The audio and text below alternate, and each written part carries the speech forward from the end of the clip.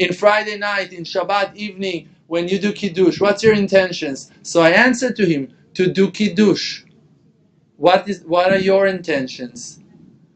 Another person will do Kiddush because he wants to be religious. Another one will do Kiddush because he wants his children to sit and around the table. Another one will do Kiddush because he doesn't want people to say that he's not doing Kiddush. Everyone can have his reasons to do Kiddush. One, because he wants to eat, and you cannot eat without Kiddush. But Hashem Yitbarach gave you that gift. What it means to do Kiddush in the eve of Shabbat, what it means to do Kiddush. So the verses are telling us that when you are mentioning the verses, the words, Vayechulu hashamayim ve'aretz v'chol tzevam, when you're saying the verses that are describing the completion of the creation, that Hashem completed creating the world, when you are saying those words with Hashem in the seventh day, so then you help Hashem Yitbarach really to complete His creation.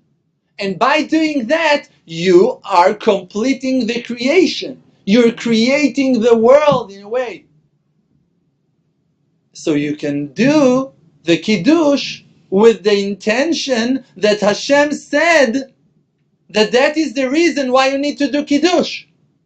And not because you're not allowed to eat without Kiddush. It's true. Chachamim told us that we're not allowed to eat without saying Kiddush because they want us to say Kiddush.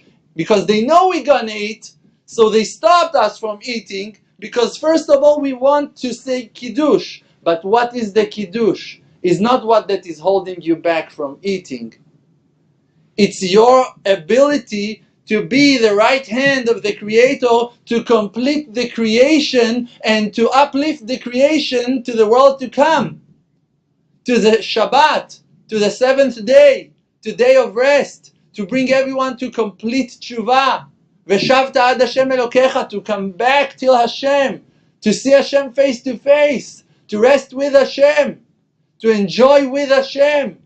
Vekarata LaShabbat oneg, to enjoy the divine pleasure of the seventh day. That all of the world will enjoy it, not only you. But for that, you need to have the right intention. The right intention is not something that is behind the highest mountains or across the large sea.